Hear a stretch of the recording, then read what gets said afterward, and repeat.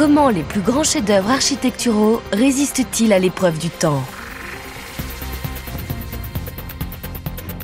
Depuis des siècles, archéologues et historiens essaient en vain de percer ce secret.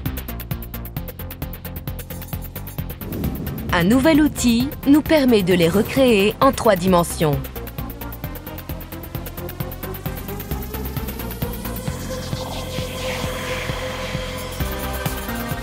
Grâce au progrès de la science, nous disposons aujourd'hui d'un scanner capable de numériser ces constructions.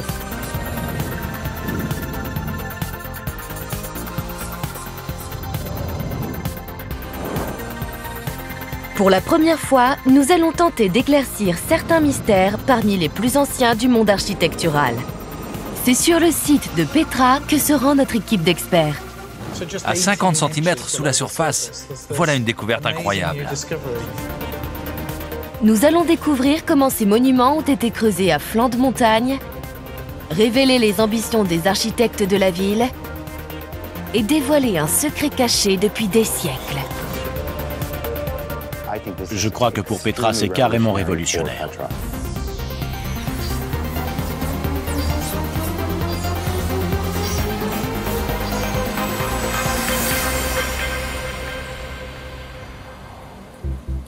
Voici Petra, une cité antique creusée dans des montagnes de grès. Cernée par le désert, Petra se situe dans le sud-ouest de la Jordanie, non loin de la frontière avec Israël. Le mot Petra signifie rocher en grec ancien. Nous ne savons pas avec certitude quand la cité fut bâtie. Les historiens ne savent presque rien sur le peuple qui a fondé Petra, et encore moins comment ou pourquoi ces monuments fabuleux ont été construits. Steve Burrows est à la tête d'une équipe de spécialistes dont la mission est de dévoiler les secrets de Petra. Les archéologues se posent encore de nombreuses questions sur le site et nos experts vont tenter de répondre à 3 d'entre elles. Comment le monastère, le plus grand édifice de Petra, a-t-il été construit? Quel secret se cache dans sa vaste cour? Et enfin, que nous apprend le centre de cette somptueuse cité sur les ambitions de ses architectes et bâtisseurs?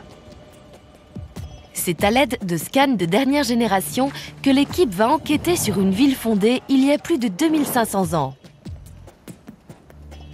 Bâtie par les Nabatéens sur un site édomite, Petra fut un foyer commercial prospère pendant plus de 500 ans. Sous la domination romaine, elle déclina et fut finalement abandonnée. Au cours des siècles qui suivirent, il ne resta plus de Petra qu'un vague souvenir, alimenté par des légendes sur des tribus féroces, gardiennes d'un royaume secret.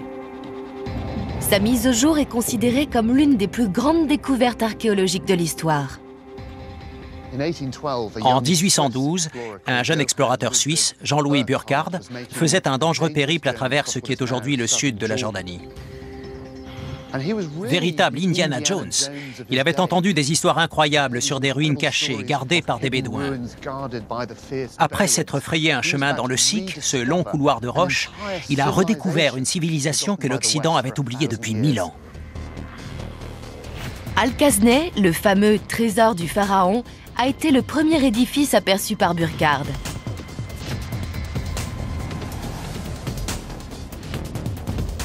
C'est l'un des monuments les plus identifiables de Petra, rendu célèbre par les nombreux films où il est apparu, dont Indiana Jones et la dernière croisade. Aujourd'hui, les touristes s'y pressent par milliers. Comme de nombreux édifices du site, il n'est pas construit avec des pierres, mais creusé directement dans la montagne. C'est une énorme sculpture taillée dans le grès. Le trésor n'est qu'un monument parmi les centaines d'édifices de Petra. Vaste cité qui s'étend sur plus de 250 km².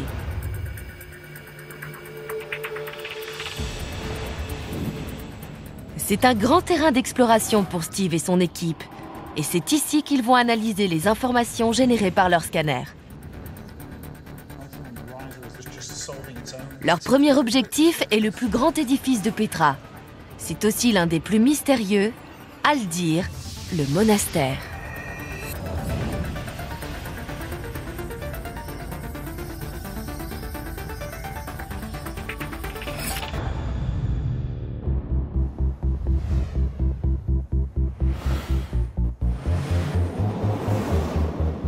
Sur le chemin étroit taillé dans la roche, l'ascension n'est pas facile, encore moins quand on est chargé de lourds scanners. C'est maintenant que l'aventure commence.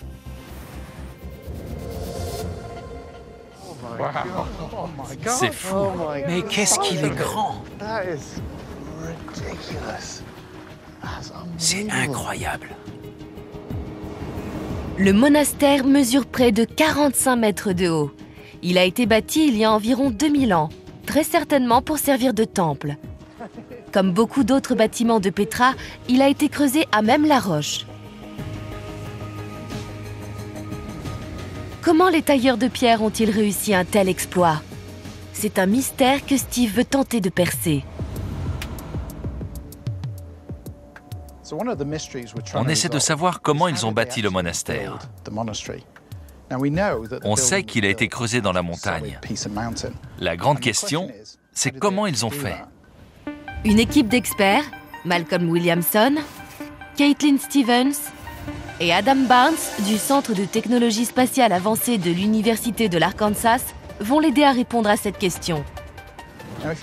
Quand on construit un bâtiment de manière traditionnelle, on commence par les fondations et on procède de bas en haut, une pierre après l'autre. Mais quand on veut creuser dans la roche existante, il faut procéder autrement. On pense que leur méthode consistait à travailler de haut en bas. Cet autre édifice, surnommé le tombeau inachevé, montre que les tailleurs de pierre de Petra commençaient par le sommet. Ils auraient ainsi continué à le sculpter jusqu'en bas s'ils l'avaient fini.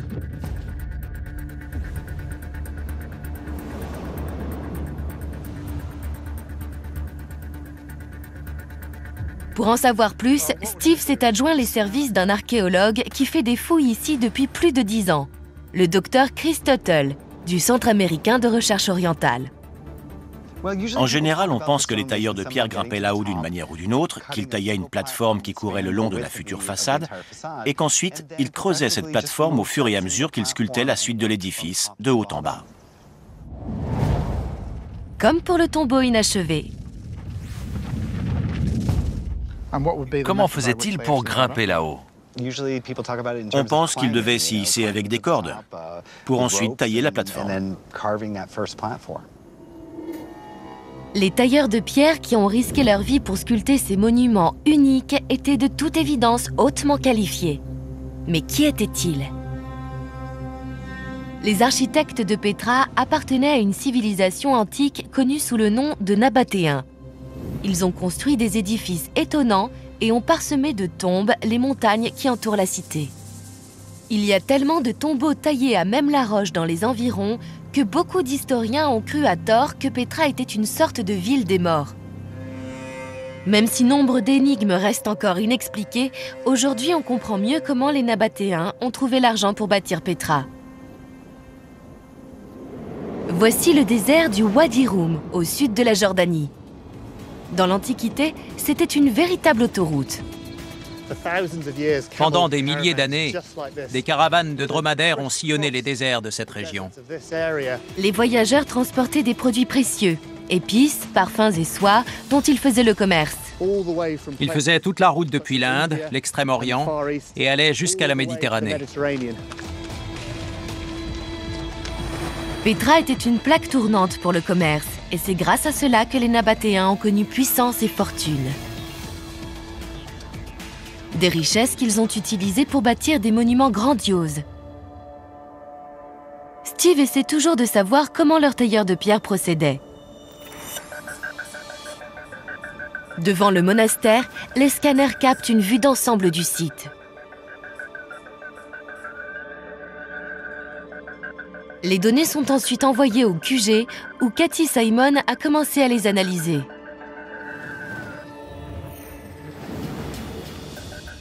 Les premiers résultats offrent une toute nouvelle perspective.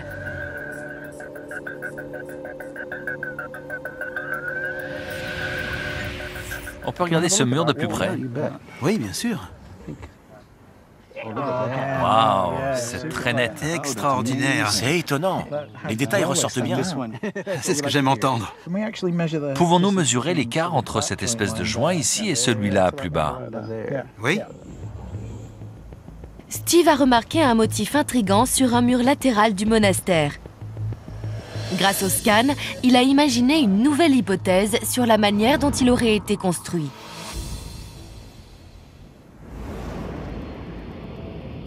Il s'agit d'une théorie novatrice sur la construction de ce monument.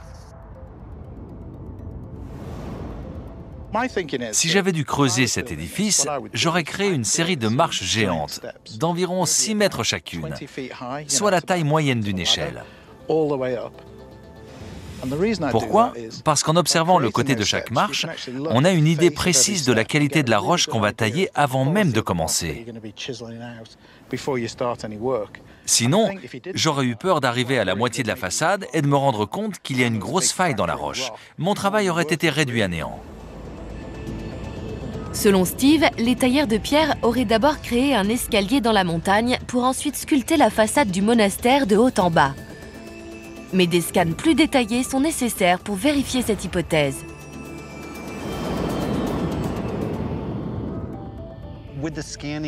Quel va être le verdict des scanners? Pour l'instant, quand on observe cette paroi, tout ce qu'on voit, ce sont les couleurs des minéraux qui agrègent le sable contenu dans le grès. En scannant la zone, on va enlever les couleurs. Et je crois qu'on distinguera les marches, qu'on les verra clairement. La théorie de Steve renverse les idées reçues et Chris est surpris. C'est la première fois que j'entends quelqu'un formuler cette hypothèse pour expliquer comment le site et la qualité de la roche étaient jaugés et comment les artisans procédaient pour sculpter l'édifice de haut en bas. L'autre possibilité offerte par les scans, c'est de pouvoir unir deux parois ensemble. Celle-ci et celle-là peuvent être collées. Nous pouvons recréer toute la méthode de construction du monastère en 3D et examiner comment il procédait. Ça redonne vie à tout le processus. Nous aurons alors la preuve irréfutable qu'il travaillait avec un escalier. Mais tout repose sur les scanners. Il nous faut les données pour avoir la preuve. Pourvu que ça marche. Intrigué par les traces de marches sur les scans préliminaires, Steve confie une deuxième tâche à l'équipe. Scanner en détail les parois qui entourent la façade du monastère. Il faut scanner ce mur. On commence par celui de droite et ensuite on scanne celui de gauche. D'accord, ça marche. Ils commencent à scanner en se concentrant sur la façade sculptée et les parois rocheuses autour. Ça fait 53 minutes que je scanne.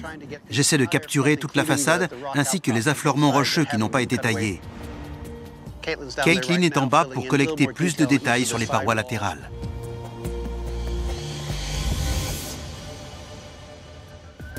Pendant ce temps, Chris Tuttle sert de guide à Dallas et Steve. Waouh! Quel espace superbe! Même s'il n'a pas la même majesté que la façade. Oui, l'intérieur est beaucoup plus petit. Quand on évoque Petra, on pense souvent à Indiana Jones. Dans le film, quand on entre dans le monument, on découvre un énorme labyrinthe, des salles immenses où il se passe un tas de choses étonnantes. Tous ces monuments sont des façades. Il n'y a quasiment rien à l'intérieur. Nous pensons que cet endroit était une salle à manger de cérémonie liée à un culte, peut-être celui d'un roi élevé au rang de divinité. Cette niche abritait sans doute une statue. On devine la forme d'un autel qui devait être ici autrefois. Le nom de cet édifice, le monastère, est trompeur. Il s'agissait plus certainement d'un temple où se déroulaient des rituels religieux. Ses dimensions gigantesques suggèrent qu'il jouait un rôle crucial dans la vie des habitants de Petra.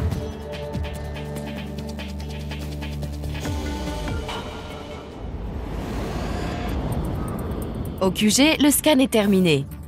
L'équipe cherche toujours à savoir comment il aurait été sculpté.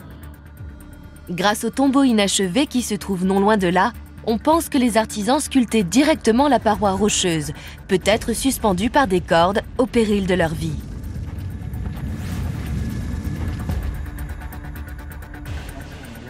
Mais Steve a une autre idée. Ils auraient commencé par tailler un escalier géant dans la roche avant de travailler de haut en bas. Voilà, vas-y. Vas-y, zoom. C'est incroyable. Voici un nuage de points. Tous les scans ont été réunis et les données converties en des millions de points qui forment une maquette en 3D du monastère.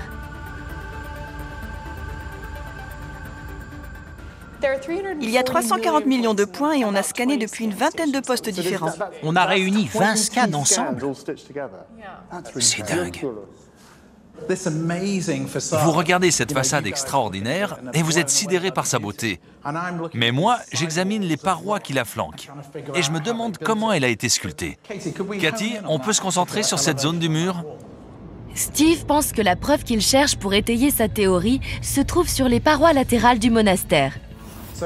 J'essaie de voir si la paroi rocheuse porte des traces de la méthode de construction. Examinons ce mur. Est-ce qu'on peut enlever la couleur? Quand on passe en noir et blanc, tout à coup certains détails ressortent. Regardez ici, on commence à voir se dessiner l'escalier. On voit les marches le long du mur. C'est flagrant au sommet. Vous voyez? Sur le côté droit de la façade, les scans révèlent le tracé de marche qui jusqu'à présent était invisible. Ces marques ont été faites par les ouvriers qui ont construit ce mur. Si Steve a vu juste, la paroi opposée doit elle aussi porter des marques. Cathy, tu peux tourner la maquette pour qu'on voit le côté gauche? Parfait.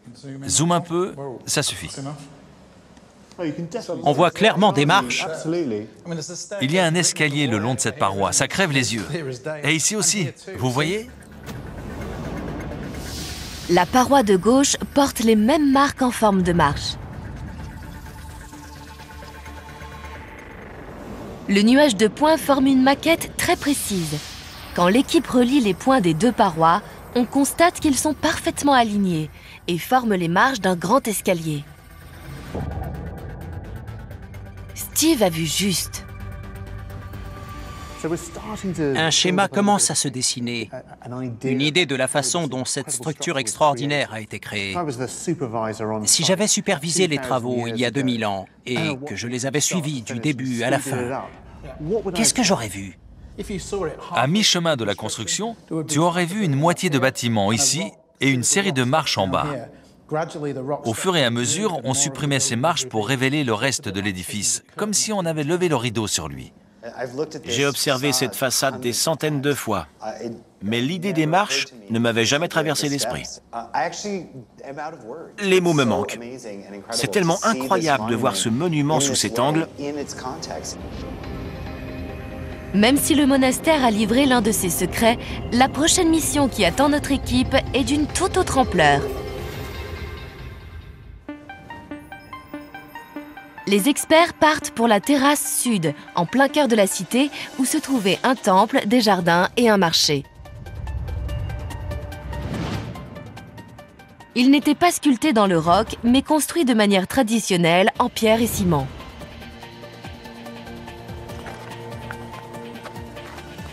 Steve espère que le scanner va permettre d'en décrypter quelques énigmes. La zone sur laquelle l'équipe se penche est située dans une plaine, loin des montagnes et couvre 6 km². On peut la considérer comme le centre-ville de Petra où se concentraient les activités et les loisirs. Les scanners passent encore une fois à l'action pour cartographier tout le site. Je crois que c'est un bon emplacement pour le scanner à longue portée. Tu veux le meilleur point de vue? À vous. J'aimerais bien, oui. En route. Ces scanners peuvent capter des détails infimes de près, mais aussi un grand nombre de données sur une vaste zone. C'est l'idéal pour constituer une vue d'ensemble de la manière dont une ville s'inscrit dans un paysage. Voici Liane Bédal. Cette anthropologue qui dirige les fouilles travaille sur la terrasse sud depuis 15 ans. Elle y a fait des découvertes vraiment remarquables. Pendant des années, on a cru que cette zone faisait partie du marché, mais Liane a trouvé des traces d'un gigantesque bassin construit par l'homme. À cet endroit, c'était Un bassin, nous sommes dedans. Il est énorme, non? Une vraie piscine olympique, ou presque. Il fait presque la taille d'une piscine olympique, oui. Et il était profond? Il faisait 2,50 m de profondeur et 43 mètres de long sur 22 mètres de large. Ça représente beaucoup d'eau. Là, c'était l'île. Il y avait une île au milieu? Oui, juste au centre. C'est chouette. Et le bassin était purement décoratif? Ou est-ce que les gens venaient y barboter? Il est fort probable que les Nabatéens venaient s'y baigner. C'était des sortes de bains publics? Une piscine d'eau froide extérieure, oui. Mais une telle quantité d'eau en plein désert, c'est quelque chose. Avec l'évaporation qu'il doit y avoir ici, il fallait l'alimenter sans cesse, y ajouter toujours plus d'eau. Il fallait l'alimenter quand quelqu'un voulait s'y baigner. Mais d'où venait l'eau? Elle venait principalement d'une source dans la montagne, dont on acheminait l'eau jusqu'en bas. Il la faisait venir dans la plaine. Il la guidait jusqu'au bassin. On voit très bien les traces de canalisation ici. Liane a fait une autre découverte. Le bassin était entouré d'un jardin. Comment avez-vous compris qu'il y avait un bassin et un jardin à cet endroit, plutôt qu'un marché? Tout d'abord, on a trouvé les vestiges de la structure monumentale du bassin et des traces de ciment hydraulique, ce qui indique que cet endroit était destiné à recevoir de l'eau. On a compris que cette esplanade, qu'on prenait pour un marché, était plus probablement un jardin. Le ciment étanche a montré qu'il s'agissait certainement d'un bassin. Entouré de jardins, cet endroit devait être un lieu de détente et de relaxation pour les résidents de Petra. C'était un jardin d'agrément où on pouvait venir se détendre, manger du raisin et des figues et passer un moment merveilleux. C'était un peu le Las Vegas de l'époque et de la région. La comparaison est très bien trouvée, car c'était une oasis urbaine dans le désert. La terrasse sud est au cœur de la cité de Petra, le long d'une rue ornée de colonnades. On peut la diviser en 4 parties. L'ensemble de temples, le bassin, le marché du milieu et le marché supérieur. La construction de ce complexe a dû être une tâche titanesque. Les archéologues ignorent encore si tout l'ensemble a été construit en même temps pour s'inscrire dans un plan d'urbanisme très ambitieux ou sur plusieurs générations. Pour la première fois, des scanners vont passer la terrasse sud au crible pour tenter d'en pénétrer les mystères. Nous allons examiner la signature des maçons. Ce sont des artisans très fiers de leur travail, qui laissent leur marque, leur personnalité sur les murs qu'ils construisent. Donc, en détaillant les spécificités du travail, nous devrions découvrir si ce sont les mêmes personnes qui ont bâti ces murs, ou des maçons différents. Cela nous permettra de savoir si tout a été bâti en même temps. Vu l'ampleur du site, il faudrait encore des années de fouilles à Liane Bédal pour en être sûr. Mais grâce au scanner, Steve espère lui apporter des réponses. Il va examiner 2 murs à 2 endroits différents de la terrasse. Avec le temps, les façades de ces murs se sont effondrées et révèlent leur structure. S'ils ont été construits à plusieurs années d'écart, leur structure interne n'aura pas de similitude, car ils auront été montés par des maçons différents, chacun ayant ses propres techniques de construction. Mais si les murs ont été bâtis en même temps, leur structure sera identique. Steve s'intéresse particulièrement à ce mur-ci, que l'on essaie de comparer avec un autre mur du marché supérieur. Nous allons examiner la disposition et la taille des pierres, ainsi que le ciment. On devrait pouvoir enregistrer chaque pierre grâce au niveau de résolution du scanner. Tandis que Caitlin et Adam s'activent, Steve et Liane examinent de plus près l'un des murs qui va être passé au scanner. Ce mur est l'un de mes bébés. C'est le mieux préservé du site. Il mesure plusieurs mètres de long et de haut. J'ai hâte de savoir ce que vous allez nous apprendre sur lui avec vos scans. Le scanner va permettre de savoir si deux murs du site sont identiques. Si c'est le cas, cela signifie qu'ils ont sûrement été construits par les mêmes maçons en même temps. A contrario, s'ils sont différents, c'est qu'ils ont sûrement été bâtis par des gens différents à des époques distinctes. On va donc examiner les pierres en détail pour y relever d'éventuelles similitudes. Le travail de Caitlin et Adam est loin d'être facile. Les scanners doivent analyser de vastes zones de la terrasse sud dans les moindres détails.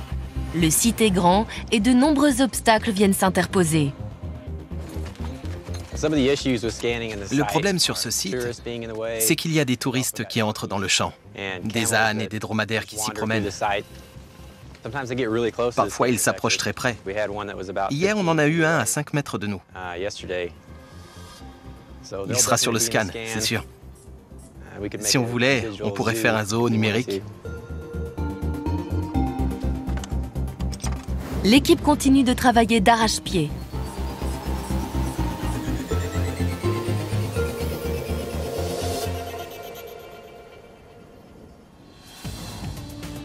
Les touristes donnent du fil à retordre à nos spécialistes. La foule qui se presse aujourd'hui donne une idée de ce à quoi Petra ressemblait à son apogée. De nos jours, les rues sont pleines de touristes. Mais il y a 2000 ans, l'activité n'était pas la même. Des commerçants rivalisaient pour attirer la clientèle. Et des marchands cherchaient à se sustenter après une traversée difficile du désert. À leur arrivée à Petra, ils devaient être saisis par le bassin de la terrasse sud. Une étendue d'eau artificielle qui scintillait sous le soleil du désert. Steve veut savoir comment les ingénieurs nabatéens approvisionnaient la cité en eau. Il a trouvé des indices juste sous la surface. D'après Lian, il y avait des fontaines près du bassin. Comment ont-ils pu créer suffisamment de pression pour faire jaillir l'eau de ces fontaines? La réponse est dans ce tuyau de plomb. Ce matériau était très cher. Aussi, ils ne l'utilisaient que là où ils en avaient vraiment besoin. Mais il y a des traces partout dans les parages. Ils avaient des tuyaux en plomb pour mettre l'eau sous pression. Il est incroyable de penser qu'il y avait un bassin à Petra, et même des fontaines. Lian veut montrer un de ses trésors à Steve. Voici un morceau de conduit en plomb, la plus longue section mise au jour sur un site archéologique en Jordanie. Nous en sommes très fiers. Et vous voyez que là où il a été découvert, il est tourné dans cette direction, vers la grande citerne située sous le grand temple. C'était de là que provenait l'eau pour approvisionner le bassin. Ce tuyau en plomb a 2000 ans? Oui, c'est un vieux tuyau. Je peux le soulever pour voir son poids? Allez-y, il vaut mieux que ce soit vous qui le portiez. Waouh! Il n'est pas long, mais il pèse son poids. Oui, c'est un morceau de métal très lourd. La vie à Petra dépendait de l'eau. Sans elle, la cité n'aurait jamais pu être bâtie et n'aurait pas survécu en plein désert. La cité s'étend sur le cours de plusieurs lits de rivières saisonnières. Les Nabatéens ont appris à collecter l'eau avec une série étonnante de canaux et de réservoirs. Ils étaient parmi les plus grands experts en hydraulique de l'Antiquité. Mais les ouvriers de Petra et sa population de plus de 20 000 habitants ne se contentaient pas d'eau pour vivre. Si Petra était aussi florissante, c'est grâce à l'eau qu'on y trouvait et qui attirait les commerçants.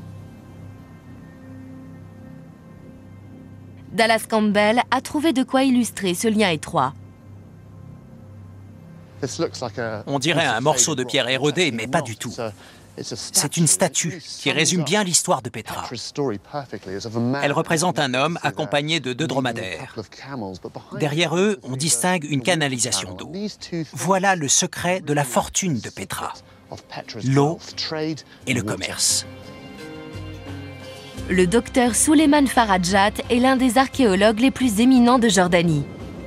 Il pense que les marchands du désert ne s'arrêtaient pas pour boire et s'alimenter en pleine ville, mais plutôt en périphérie.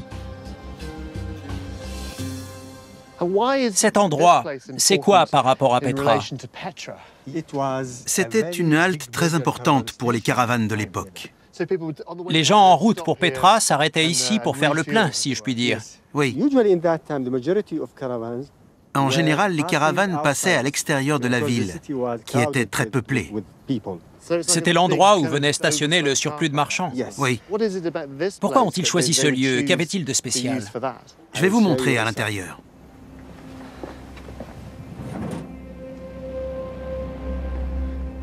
Oh, mais c'est pas vrai!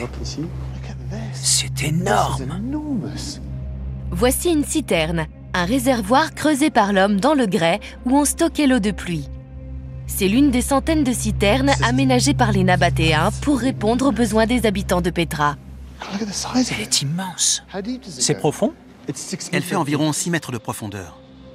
Elle a été construite quand? Il y a 2000 ans. Et elle sert toujours aujourd'hui? Oui, les gens d'ici et les Bédouins s'en servent encore. Cet endroit était sur la route des caravanes, une sorte de station essence où on s'arrêtait pour faire boire son chameau avant de repartir. Oui, les Bédouins l'ont surnommée la citerne des mariés. On raconte que les jeunes filles venaient s'y laver avant leur mariage. D'ailleurs, regardez, elles ont laissé leur empreinte. Oui, j'ai vu ça en arrivant. Une empreinte rouge. Oui. Donc c'est l'empreinte d'une mariée bédouine? Voilà, sa main. La citerne avait 2 fonctions, abreuver les dromadaires et laver les futurs mariés. Les Nabatéens étaient très malins. Et leur système hydraulique était extrêmement sophistiqué. Ils ne gaspillaient pas la moindre goutte d'eau. Voilà donc le secret de la prospérité de Petra et des Nabatéens. Il nous reste beaucoup de choses à comprendre sur la manière dont les ingénieurs de Petra utilisaient l'eau. Et le fait que ce réservoir soit encore utilisé au bout de 2000 ans est un bel hommage à leur savoir-faire. Au QG, les premiers scans de la terrasse sud sont disponibles. Vont-ils répondre à la question que se pose Steve sur la construction de l'ensemble? S'il a été bâti à la même époque, cela en dira long sur l'ambition des Nabatéens. Nous avons 2 pans de mur, celui-ci dans la zone du bassin et celui-là au marché supérieur. Ils sont à 150 mètres l'un de l'autre. Mais nous les avons mis côte à côte pour mieux les comparer. Voici la façade du mur, ses finitions d'origine. Et voilà les pierres qui se trouvent derrière. On s'intéresse surtout à cette bande au milieu, située au cœur du mur. Sur ce mur du marché supérieur, il ne subsiste presque rien de la façade d'origine. Tout ça, c'est le cœur du mur avec la roche au-dessus. On essaie donc de comparer ces 2 morceaux situés au cœur des murs. Steve espère déterminer s'ils ont été construits par les mêmes personnes et à la même époque. Si ces murs ont été construits à des époques différentes, les maçons n'ont pas pu voir la structure interne de l'autre mur et savoir comment il était bâti. Ils ne le savaient pas. Mais s'ils les ont construits au même moment, ils ont eu recours aux mêmes techniques et c'est ce qu'on constate ici. Les blocs sont exactement de la même taille, d'environ 45 cm de long.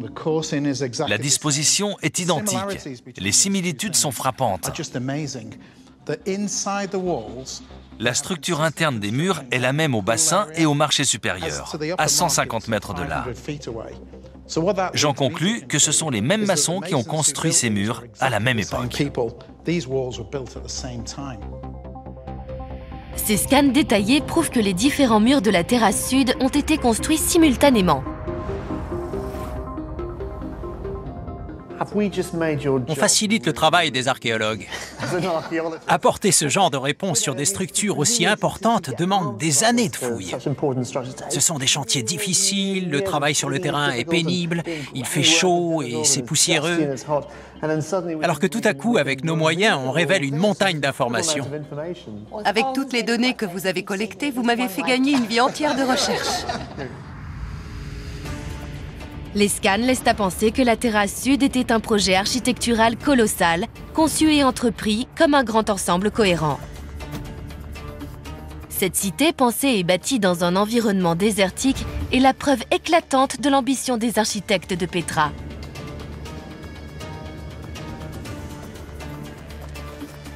Mais pour les archéologues qui travaillent sur place, les réponses ne tombent pas du ciel. Pour l'instant, ils ont à peine fouillé la surface de ce site immense. Je ne m'attendais pas à ce que Petra soit aussi gigantesque. Ça n'en finit jamais. C'est vrai. D'ailleurs, le site de Petra, classé au patrimoine mondial de l'UNESCO, mesure près de 264 km². Le centre-ville que nous voyons fait environ 6 km², mais nous n'en avons fouillé qu'1%. C'est tout? Pas plus d'1%. Il va en falloir des décennies de travail. Oui, des vies entières consacrées à ces fouilles. Steve reporte son attention sur Alder, le monastère. Comme la majeure partie de Petra, il n'a été que partiellement exploré. Les fouilles coûtent cher et elles prennent du temps. Les archéologues ont eu des ressources trop limitées pour l'explorer de fond en comble. Les scanners pourraient révéler d'autres secrets. Steve est curieux de savoir ce que cache le sable qui se trouve devant l'édifice.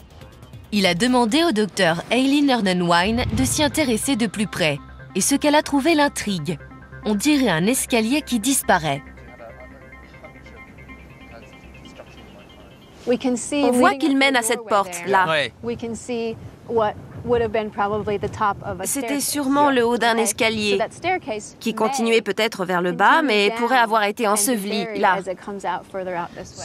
Vous pensez que le sol où nous nous trouvons est beaucoup plus haut que le sol d'origine? Oui. En plusieurs milliers d'années, le sable a dû s'accumuler. Alors il y a peut-être tout un monde passionnant caché sous nos pieds. Oui, c'est bien possible. L'équipe a apporté un appareil qui va percer ces mystères, un radar à pénétration de sol, ou RPS. C'est la première fois que le monastère est soumis à ce type de scanner, qui pourrait bien dévoiler quelques secrets enfouis. Que fait Cathy? Pour le profane, elle a l'air de tondre la pelouse. Elle quadrille la zone. Elle la parcourt en ligne droite pour recueillir des données sur le moindre centimètre carré. Le RPS envoie des ondes radio dans le sol, lesquelles rebondissent sur les structures qui s'y trouvent ensevelies et sont enregistrées par l'appareil. Selon la profondeur où ils se trouvent et la matière dont ils sont constitués, les objets renvoient des ondes radio différentes et permettent ainsi de créer une image de ce qui se trouve sous terre. Quelle est la différence entre le RPS et le radar classique que nous connaissons, qui sert à détecter des avions, par exemple? La technologie est similaire, mais à des fréquences différentes. Dans le ciel, quand on cherche des avions, on envoie des ondes radio qui rebondissent sur les obstacles et reviennent. Dans le sol, c'est la même chose, sauf qu'on se sert d'ondes beaucoup plus courtes, à plus haute fréquence. Découvrir quelque chose dans le sol ne serait pas une première à Petra. Récemment, une autre découverte de taille a été faite ici, sous le trésor, le joyau du site archéologique.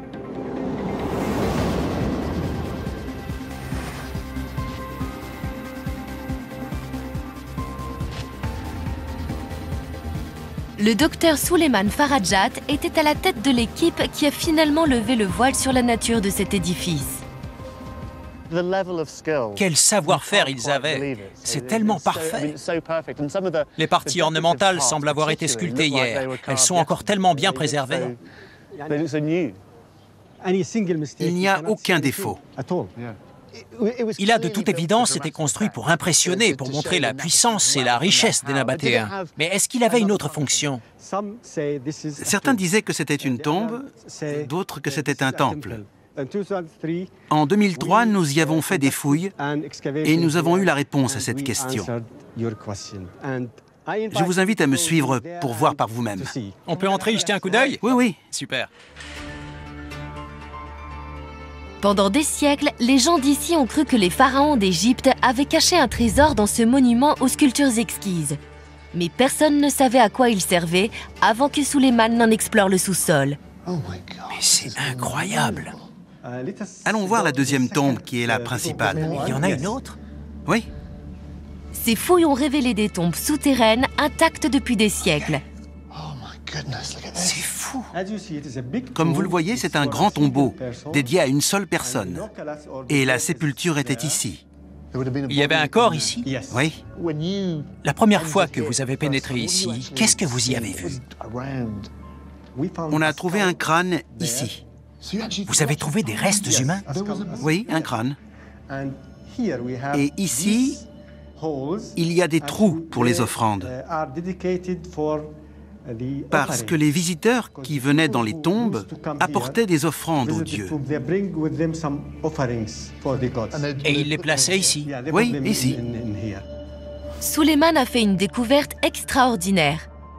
Les objets qu'il a trouvés dans la tombe lui ont permis de dater le trésor. Il remonte au règne du grand roi de Pétra, Arétas IV. Les corps qui reposent ici étaient peut-être des membres de sa famille qu'il aurait honorés en bâtissant Al-Khazneh.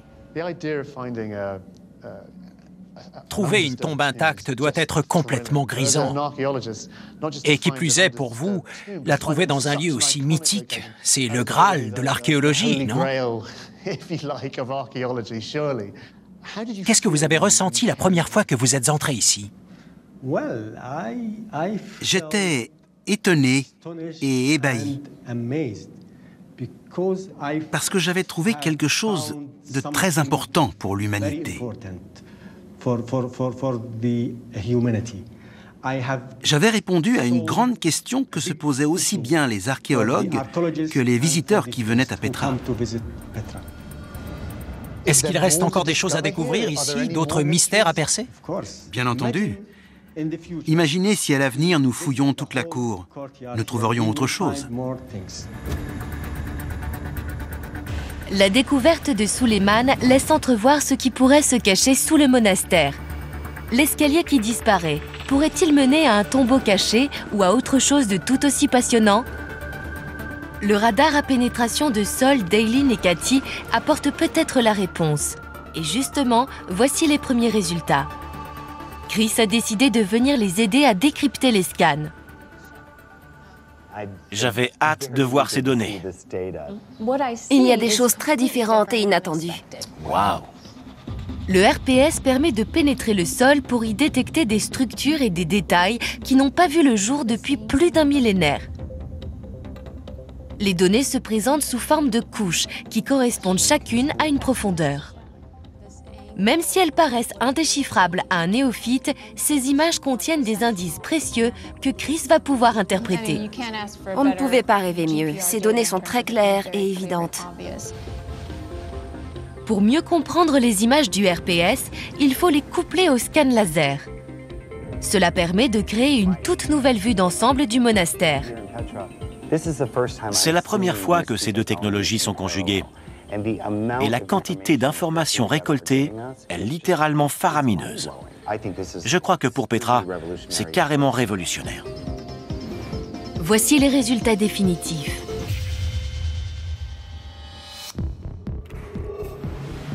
Toute l'équipe est rassemblée pour voir l'ensemble du travail accompli au monastère.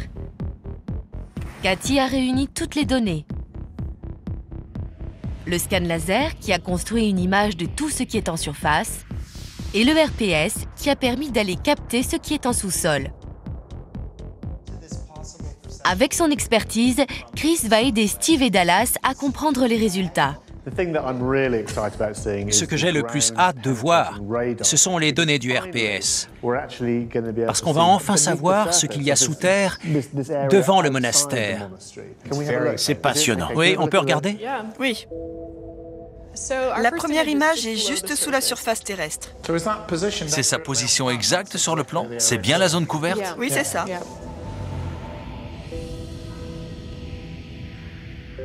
Les données rassemblées constituent une image unique du monastère. Chris se propose de la décoder. Commençons au sommet. Ce n'est pas une surprise, ce sont les pierres qui sont exposées qu'on voit devant l'entrée.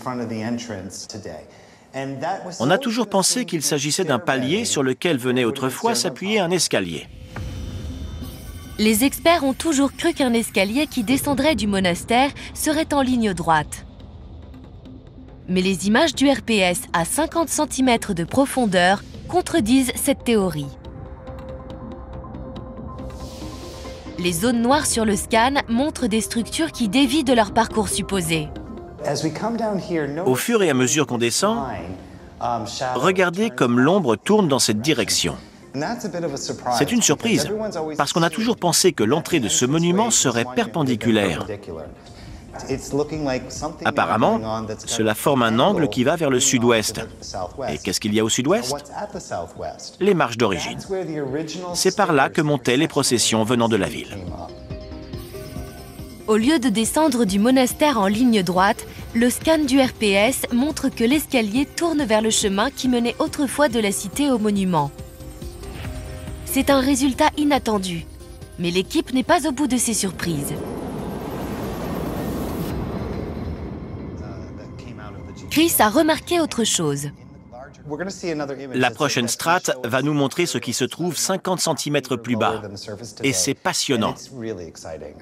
Ces images sont assez révolutionnaires. Elles pourraient bien nous forcer à repenser complètement l'usage qu'avait ce lieu dans l'Antiquité. Cathy, vous nous faites descendre de 50 cm de plus? L'image suivante montre ce qui se trouve à 1 mètre sous la surface. C'est là qu'on mesure tout l'intérêt du RPS. Voilà. On retrouve l'angle qui part vers le sud-ouest. Mais ce qui est fascinant, c'est qu'on dirait qu'une autre partie tourne vers le nord-est. Ça se divise. Exactement. C'est très intéressant. Ces nouvelles données montrent que l'escalier part dans une deuxième direction. C'est une surprise totale. Est-ce qu'il y aurait eu 2 chemins de procession venant de 2 directions différentes et menant à l'édifice? Les données laissent à penser qu'il n'y avait pas un, mais 2 chemins qui menaient au monastère. Ce qui s'inscrit parfaitement dans la configuration du paysage. Chacune de ces directions conduit naturellement à l'un des points d'accès à l'esplanade. Je n'en reviens pas. Les recherches avec le RPS s'avèrent fructueuses et elles nous réservent encore une énorme surprise. Une mystérieuse zone noire de taille importante se trouve au bas de l'image. On dirait qu'il y a 1, 2, 3, 4, 5, 6 colonnes avec quelque chose au centre. En face de l'extraordinaire façade du monastère, voici les traces d'une autre structure aux dimensions similaires avec 6 colonnes. Ça devait être énorme. Rien qu'en voyant le diamètre des colonnes, on devine que la structure devait être gigantesque. Ce ne sont pas des petites colonnes de rien du tout. C'est fou qu'on ne l'ait pas mise au jour jusqu'à présent. C'est une découverte extraordinaire. C'est incroyable. Même si des fouilles complètes seront nécessaires pour découvrir exactement ce qui se cache dans le sable, nous pouvons déduire ce à quoi l'édifice pouvait ressembler grâce au nombre de colonnes et à leur dimension. D'après les données du RPS, à son apogée il y a 2000 ans, l'ensemble avait cette allure.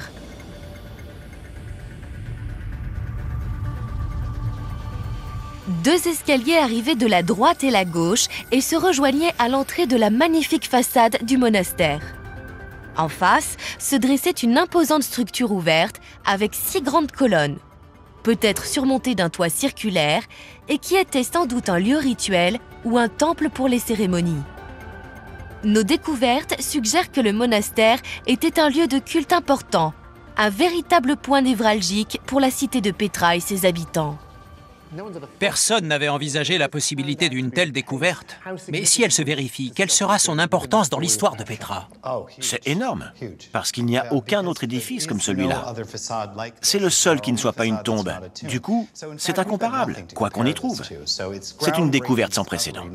Ce qu'on va apprendre à partir de maintenant va bouleverser notre façon d'envisager l'aménagement des lieux de culte. À 50 cm sous terre, on a fait cette découverte incroyable. Je ne sais pas comment vous faites pour ne pas vous précipiter là-bas. À votre place, j'aurais attrapé une pelle et je serais déjà en train de creuser. Nos scanners et l'équipe d'experts qui entoure Steve éclairent l'ancienne cité de Petra sous un nouveau jour. Ils ont révélé comment les tailleurs de pierre ont sculpté des monuments géants à même la roche et que l'immense terrasse sud faisait partie d'un seul grand projet d'urbanisation. Des traces de construction en face de l'un des édifices les plus célèbres de Petra laissent présager ce qu'il reste encore à mettre au jour sur le site. Pour les archéologues comme Chris, ces trouvailles pourraient annoncer une nouvelle série de grandes découvertes.